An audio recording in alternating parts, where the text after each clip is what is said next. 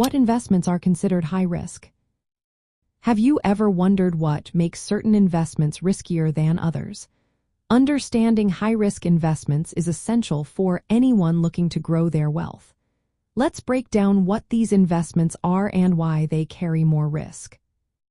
High-risk investments are those that have a greater chance of losing value or principal. However, they often come with the potential for higher returns. One of the main types of high-risk investments is equities or stocks, particularly those in volatile markets. Stocks from emerging markets or small companies can fluctuate greatly in price.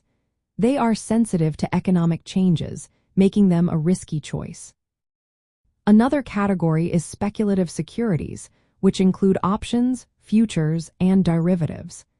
These investments can lead to significant gains, but they can also result in substantial losses. Managing these requires a solid understanding of the market. High-yield bonds, often referred to as junk bonds, are another example. These bonds are rated below investment grade and offer higher interest rates to compensate for their increased risk of default. They are particularly vulnerable during economic downturns. Real estate development and construction loans also fall into the high-risk category.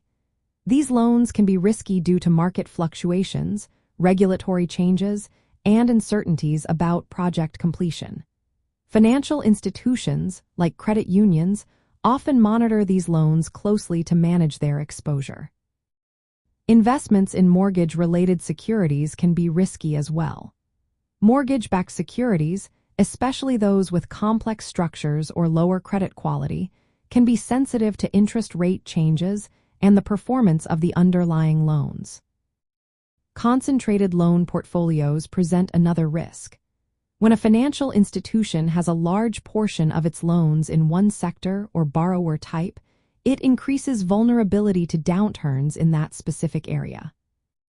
Lastly, uninsured or non-federally guaranteed deposits and investments can expose investors to loss if the institution fails.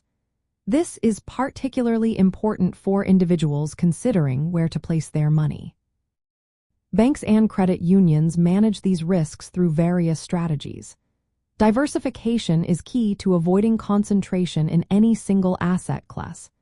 They also monitor interest rate risk, especially for fixed-rate loans and securities, as rising rates can decrease asset values. Assessing credit risk is crucial. This involves evaluating borrowers' ability to repay loans, particularly in consumer loans like auto loans and credit cards, which can show increasing delinquencies during economic pressures. For members of financial institutions, understanding risk tolerance is vital. High-risk investments may suit those with a longer time horizon and a willingness to accept volatility.